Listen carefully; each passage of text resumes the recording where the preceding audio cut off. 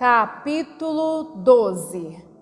Continue trabalhando até obtê-la. Este é um grande mistério. Grande é este mistério, mas eu me refiro a Cristo e à Igreja. Efésios 5, versículo 32. Alguns perguntam por que a unidade não acontece automaticamente e por que parece precisar de esforço. A razão é que a unidade é como um bom casamento. Ele não apenas acontece, você precisa trabalhar nele.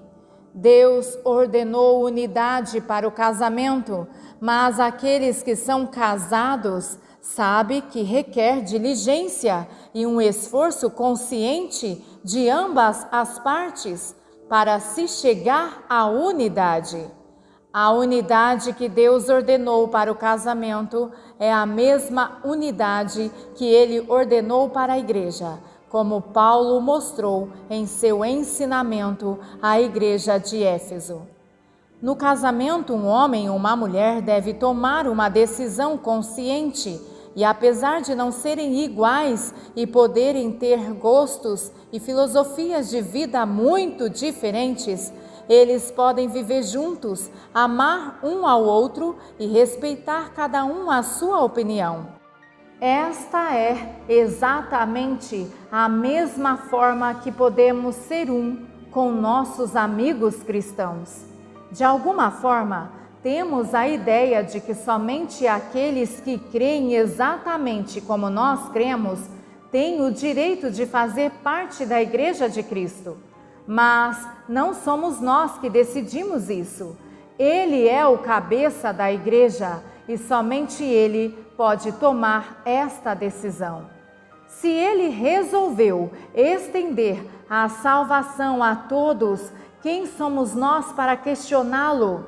Se casais podem trabalhar nas suas diferenças e viver juntos em intimidade numa mesma casa, por que não podemos amar nossos irmãos na mesma igreja onde congregamos? A harmonia no casamento requer que deixamos de lado as diferenças por um bem comum. Podemos não gostar, mas fazemos mesmo assim. Devemos fazer o mesmo no contexto cristão. Frase-chave: quando vivemos nas diferenças, elas apenas aumentam cada vez mais. Quando vivemos continuamente nas divisões, elas apenas se tornam mais sérias. Se pudermos nos concentrar no que nos une e deixar de lado todas as outras coisas, poderemos ser um em Cristo. A Bíblia diz: sujeitando-vos uns aos outros no temor de Cristo, Efésios 5, 21. Não somente as esposas que devem submeter-se aos maridos, todos nós devemos nos submeter uns aos outros. Eu sei que nós não gostamos de fazê-lo, mas as esposas também não gostam de se submeter aos seus maridos. Se a mulher for esperta, ela se submeterá para o bem do casamento, e se nós formos espertos, nos submeteremos uns aos outros para o bem de todo o corpo de Cristo. Este é o corpo de Cristo. Faça isso por causa dele. Faça isso por causa do Evangelho. Olhar para os outros nos mantém longe de atingir muitas coisas grandes que queremos fazer em Deus. Supere-as ao focar-se em Cristo e não nos outros. Jesus orou a fim de que sejam aperfeiçoados na unidade. Nenhum de nós seria capaz de se casar se esperasse até que uma pessoa perfeita aparecesse ou se esperássemos para ficar perfeitos. Nós somos imperfeitos, mas nos casamos mesmo assim e depois começamos o processo de aperfeiçoar a nós e ao nosso casamento.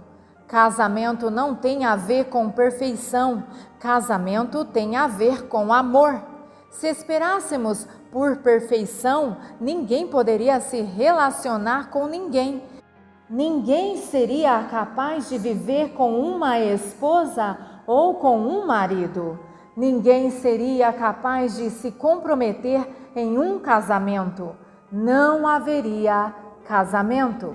Frase-chave: nós nos casamos imperfeitos e então somos aperfeiçoados na unidade. Jesus não disse que já somos perfeitos. Ele orou para que fôssemos aperfeiçoados na unidade. Somos uma obra em curso. Estamos sendo aperfeiçoados na unidade do Espírito do Senhor. Deus não acabou sua obra em nós. Quando Ele tiver terminado, o resultado final será glorioso. Podemos ser um com indivíduos imperfeitos? Oh, sim! Deus pode unir as pessoas mais diferentes. Apenas olhe para seu corpo. Ele pode estar todo bem ajustado e consolidado, mas isso não significa que você não possa ter um calo no dedão. A dor do calo afeta o corpo inteiro, mas você não corta o dedão fora só porque ele dói. Ele está conectado ao resto de você e você precisa dele. Você sabe que o que você faz para um membro afeta o corpo inteiro. Alguns de nós têm uma verruga ou um sinal no corpo ou alguma outra imperfeição no corpo. Alguns têm juntas que não funcionam apropriadamente ou órgãos com dificuldades. Mesmo assim, não queremos nos livrar deles. Eles estão conectados ao resto do corpo. Eles estão bem ajustados e consolidados ao resto de nós. Quando um homem e uma mulher se unem no casamento, estas palavras da Bíblia são ditas: de modo que já não são mais dois, porém uma só carne. Portanto, o que Deus ajuntou, não o separe o homem. Mateus 19, versículo 6. Neste momento de esplendor, em que bem ajustados, parece fácil e, além disso, os dois estão cheios de amor, como um dia poderiam pensar em separação? Aqueles que estão casados por qualquer período, entretanto, lhe dirão que não é assim tão simples. Se o homem e a mulher falham em trabalhar para manter seu relacionamento, o casamento em algum momento pode ser destruído. No momento do casamento, quando os dois estão tão apaixonados, nada os pode separar.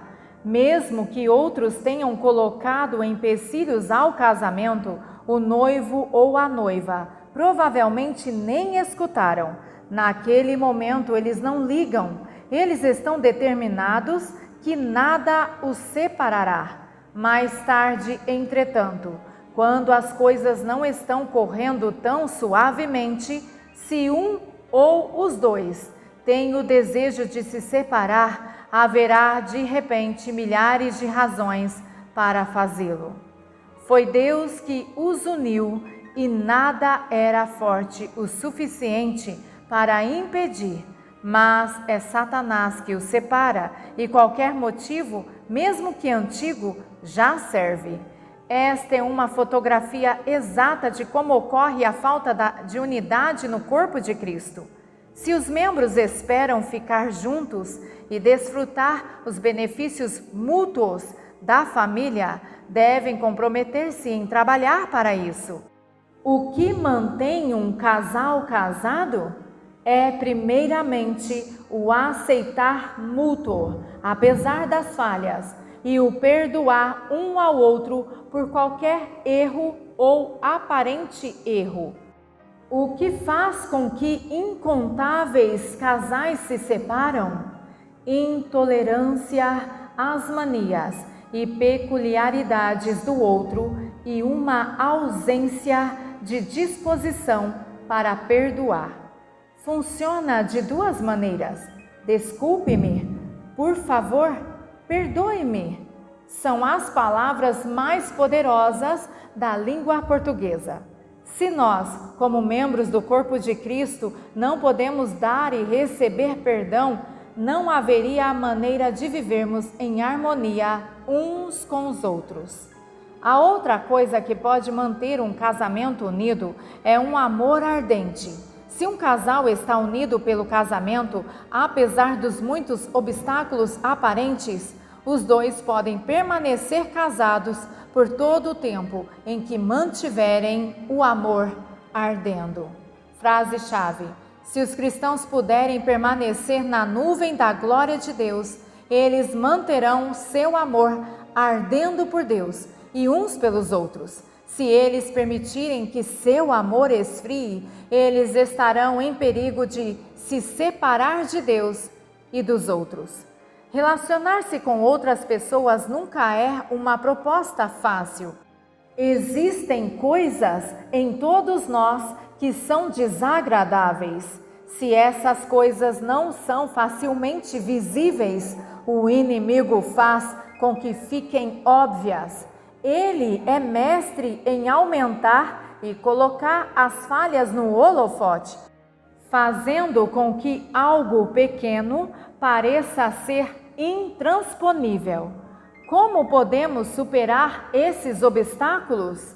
Sobrenaturalmente. Se podemos crer que Deus cura enfermos que estão desenganados, ou se podemos crer que Deus vai prover muito dinheiro para o nosso ministério, ou que Deus vai nos ungir para missões impossíveis, por que não conseguimos crer no milagre da unidade? Será que pode ser porque preferimos não ser um com nossos irmãos? Por acaso temos a opção do divórcio? Este não é o caminho de Deus. Ao crermos em Deus para nos fazer um com nosso marido ou esposa, vamos crer nele para fazer-nos um com nossos queridos irmãos em Cristo. Aleluia! Glória seja dada ao nome santo do Senhor. Amém.